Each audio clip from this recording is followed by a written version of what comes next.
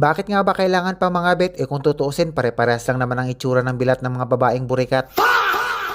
Pero sasagutin ko yan. Ang sabi kasi sa akin ng mga kakilala kong may kabit, nagkakatalo na lang daw talaga yan pagdating sa performance. What the fuck? Circus yarn? Yamete kudasai!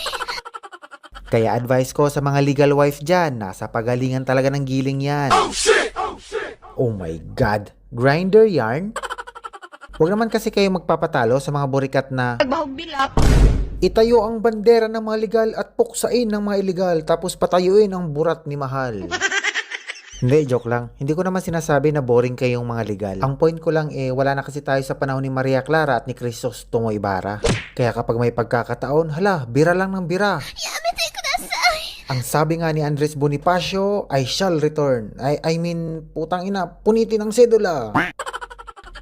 Ganyan dapat, laban kung laban para hindi palitan.